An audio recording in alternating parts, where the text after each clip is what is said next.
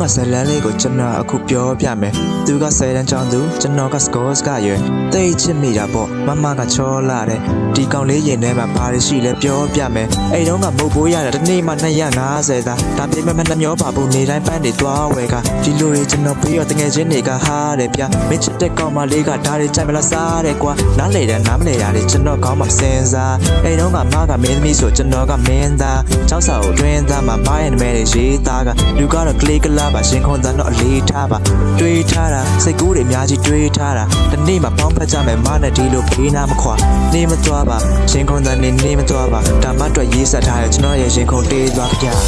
မမ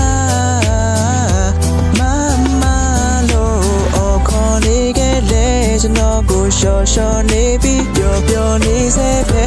မမလို့အော်ခေါ်နေခဲ့လေကျွန်တော်ကိုရှော့ရှော့နေပြီးပျော်ပျော်နေစေဒီလိုနဲ့ချိန်လေးကုံဆုံးနေရသည်ကိုရောက်လာခဲ့မကတော့ဂုံတူးပါလို့ပျော်ရွှင်ကနေလောက်ပါရဲ့ချော့တော့ကြောက်စရာပဲတက်ကလေးချောင်းကိုရောက်တာနဲ့ကျွန်တော်ကိုမေးသွားမှလားဆိုရင်စိတ်ကဖောက်လာခဲ့မတော့ကောင်းပါတယ်ကြောက်စိတ်တော့ပဲကောင်းပါမလဲဒီချိန်စချောင်းလာတယ်မပုံရိပ်တွေကောင်းပါဆွဲအိုဟောင်းလာလဲကျွန်တော်ရဲ့စိတ်တွေမပြောင်းပါအမြဲတနေ့မှပြန်ဆောင်ဖို့ကိုအမြဲတမ်းကျွန်တော်ဆူတောင်းပါရဲ့ပြောဖို့ကြိုးစားခဲ့လက်တွေဖြစ်လာဖို့မလုံးကဝိုင်းပြောကြတယ်မင်းသက်တည်မရှိဘူးတဲ့ကျွန်တော်ညာအိပ်ဖို့မလွယ်မချောင်းနေတာကြည့်ဆိုအားလုံးလည်းရိပ်မိတော့မယ်မကတော့နေနိုင်စေရဲ့မရဲ့ဖေးနာရှိခြင်းနဲ့ကောင်းလေးပါမကခုဒီကျွန်တော်ကိုလေးမောင်းလေးထားဒါသက်နေနေတာယူသမီးရဲ့ချစ်ကိုလေးမလောင်ချစ်กว่าမရဲ့တွေ့ကမြင်နေမဲ့ကောင်းလေးဟာစိတ်ကစားတာ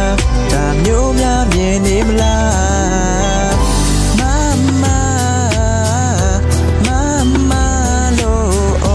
နေခဲ့လေကျွန်တော်ကိုရှော့ရှော့နေပြီးပျော်ပျော်နေစေပဲမ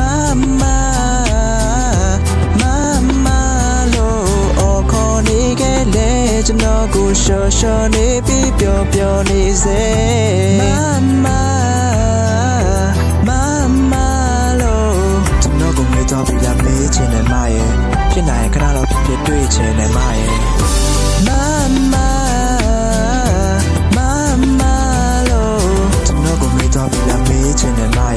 ကျွန်တော်ကတော့ရှိနေစေဖို့အရှင်ဘဝတည်း